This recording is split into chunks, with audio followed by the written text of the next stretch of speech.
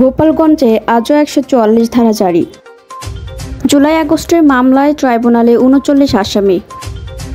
হুন্ডির সংকীর্ণ পথই প্রশস্ত করছে প্রবাসী আয়। ভিয়েতনামে পর্যটকবাহী নৌকা ডুবে ৩৭ জনের মৃত্যু। সন্ধ্যায় মিরপুরে প্রথম টি-20তে মাঠে নামবে বাংলাদেশ পাকিস্তান।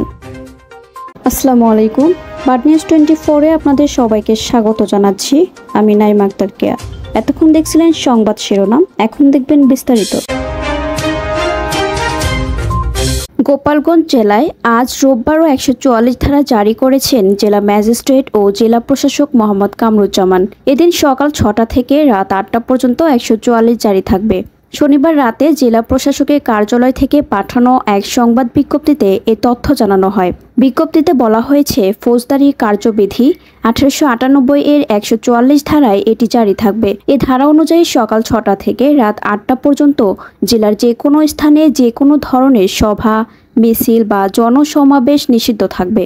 পরীক্ষার্থী, শিক্ষার্থী, সরকারি অফিস, জরুরি পরিষেবাসমূহ ১৪৪ ধারায় আওতামুক্ত থাকবে বলে ওই প্রেস বিজ্ঞপ্তিতে উল্লেখ করা হয়।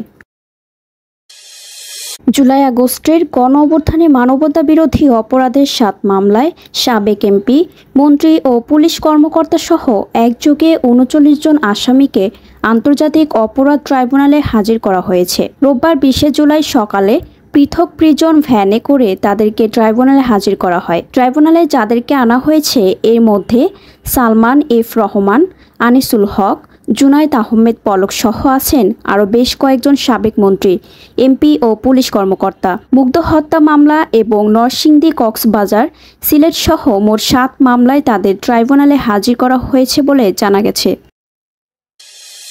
আওয়ামী লীগ সরকার পতনের পর দেশে হুন্ডির প্রভাব কমে গেছে। হুন্ডির প্রভাব কমে যাওয়ায় বৈধ পথে রেমিটেন্স বাড়ছে। সে সঙ্গে ব্যাংকিং চ্যানেলে পাঠানো ডলারের দাম আর খোলা বাজারের দামে বড় পার্থক্য না থাকায় রেমিটেন্স আয় নতুন করে রেকর্ড সৃষ্টি করেছে। সদ্য সমাপ্ত ২০২৪-২৫ অর্থ বছরে রেকর্ড রেমিটেন্স এসেছে, যা এ যাবৎকালের সর্বোচ্চ। চলতি ২০২৫-২৬ অর্থ বছরের প্রথম মাসেও রেমিটেন্স প্রবাহ বৃদ্ধি পেয়েছে। জুলাইয়ের প্রথম ১৬ দিনে প্রবাসী আয় ৭.৭০% বেড়েছে। বাংলাদেশ ব্যাংকের হালনাগাদ প্রতিবেদনে এ তথ্য উঠে এসেছে। অন্তর্বর্তী সরকার দায়িত্ব নেওয়ার পর হুন্ডি কমে এসেছে, আবার ব্যাংকিং চ্যানেলেই এখন ডলারের দাম বেশি মিলছে, যে কারণে এখন কেউ ঝুঁকি নিয়ে অবৈধ পথে দেশে টাকা পাঠাতে চাইছেন না। তাই পাচার ও হুন্ডি কমে যাওয়ায় ব্যাংকিং চ্যানেলে বাড়ছে রেমিটেন্স বৃদ্ধি পাওয়ায় ব্যাংকগুলোয় ডলারের যে সংকট চলছিল তা কেটে গেছে। তাই সম্প্রতি ডলারের দর কমতে শুরু করেছিল। তবে ডলারের দাম ধরে রাখতে নিলামের মাধ্যমে বাণিজ্যিক ব্যাংক থেকে ডলার কিনেছে বাংলাদেশ ব্যাংক। ভিয়েতনামের হালং উপসাগরে ৫৩ জন আরোহী নিয়ে একটি পর্যটকবাহী নৌকা ডুবে গেছে। এ পর্যন্ত ৩৭ জনের মৃত্যু হয়েছে, নিখোঁজ রয়েছেন ৫ জন।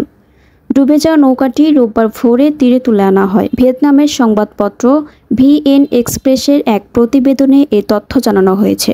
গতকাল শনিবার বিকেলে বৈরী আবহাওয়ায় বজ্রসহ বৃষ্টির মধ্যে তীব্র বাতাসে নৌকাটি উল্টে এই দুর্ঘটনা ঘটে। প্রতিবেদনে বলা হয়েছে, ৫৩ জন আরোহী নিয়ে নৌকাটি ডুবে যায়। এর মধ্যে ৪৮ জন যাত্রী ও ৫ জন ক্রু ছিলেন। তারা সবাই ভিয়েতনামী। ১১ জনকে জীবিত ও ৩৭ জনের মরদেহ উদ্ধার করা হয়েছে। এছাড়া এখনও ৫ জন নিখোঁজ রয়েছেন, তাদের উদ্ধার কাজ চলছে। আজ থেকে শুরু হচ্ছে বাংলাদেশ পাকিস্তান টি-20 সিরিজ। রোববার ২০ জুলাই সন্ধ্যা ৬টায় মিরপুর শেরেবাংলা স্টেডিয়ামে ৩ ম্যাচ সিরিজের প্রথম টি-20 শুরু হবে। পাকিস্তানের বিপক্ষে দীর্ঘদিন ধরে টি-20তে জয়ের দেখা পায়নি বাংলাদেশ। গত মে মাসে পাকিস্তানে গিয়ে সিরিজ হারের পর ঘরের মাঠে ২০২১ সালের সবশেষ সিরিজেও পেয়েছে হারের স্বাদ। ২০১৬ সালের পর থেকে পাকিস্তানের বিপক্ষে টি-20 সংক্ষিপ্ত ফরম্যাটে জয়ের দেখা পায়নি বাংলাদেশ। ৯ বছরের সেই জয়ের খরা কাটাতে চায় লিটন কুমারের নেতৃত্বাধীন বাংলাদেশ দল।